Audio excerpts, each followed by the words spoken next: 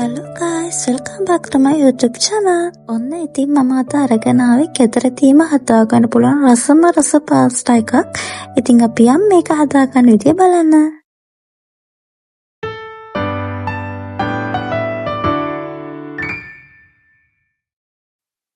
මුලින්ම අපි භාජනයකට වතුර ටිකක් තියලා පාස්ටා ටික තඹ ගන්න සූදානම් කරගන්න ඕනි. වතුර ටික ඇත්තිගෙන එනකොට තෙල් බින්ද කිහිපයක් අපි ඇඩ් කරන්න ඕනේ. දැන් අපි පාස්ටා ටික ඇඩ් කරගමු. තෙල් බින්ද කිහිපයක් දාන්නේ පාස්ටා එකිනෙකට ඇලෙන බව නැති කරගන්න. දැන් අපි ලුණු එකතු කරලා හොඳින් කලවම් කරන්න ඕනේ. දැන් තැඹුණු පාස්ටා ටිකේ වතුර ටිකේ වත් කරගන්න ඕනේ.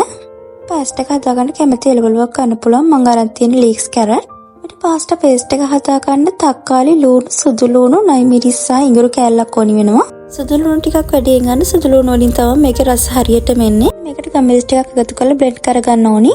දැන් අපි චිකන් එක තම්බ ගන්න හදන්නේ. ගම්මිරිස් ලුණු කහ දාලා අපි චිකන් එකත් ඇඩ් කරලා හොඳින් තම්බ ගන්න. තැම්බුණු චිකන් එක මේ වගේ පොඩි කොටස් වලට ගන්න ඕනේ. මම මෙතන සොසේජ් දෙකකුත් අරන් තියෙනවා. දැන් අපි චීස් සෝස් එක හදා ගන්න ඕනේ. මේකට මම අරන් තියෙන කිරි පිටි. ඔයාලා කැමති වර්ගකින් ගන්න පුළුවන්. අපිට මේ සඳ දෙකක් විතර එකතු කරලා අපිට කිරි එකක් හදා ගන්න ඕනේ. මේ සෝස් පෑන් එකක් ලිපේ තියලා මම එක්ස්ට්‍රා ටිකක් ගන්නවා. ඔයාලට තෙල් උනත් ගන්න පුළුවන්.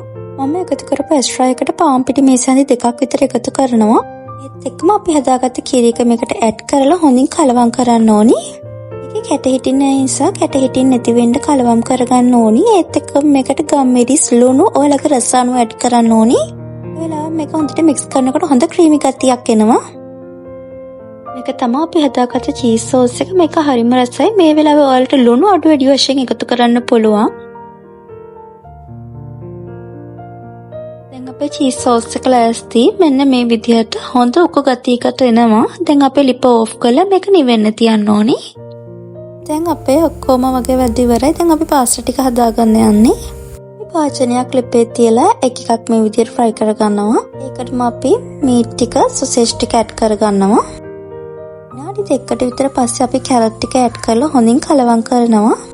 දැන් අපිට තියෙන පාස්ටා ටික ඇඩ් කරගන්න. මෙතන තක්කාලි සෝස් අරන් තියෙනවා. ඔයගොල්ලන්ට chili සෝස් උනත් ගන්න පුළුවන්. මෙන්න මේ වෙලාව අපි නිවෙන තිබ්බ චීස් සෝස් එක ඇඩ් කරගන්න ඕනි. මෙන්න මේ වෙලාවේ තමයි අපි ලීක්ස් ටික එකතු කරන්නේ. නැත්නම් මේකේ පාට වෙනස් වෙලා රස වෙනස් වෙන්න පුළුවන්. දැන් අපි පාස්ටා එක රෙඩි. මේක නිවෙන්න තියලා රස බලන්න. එතකොට තමයි ගොඩක්ම රස.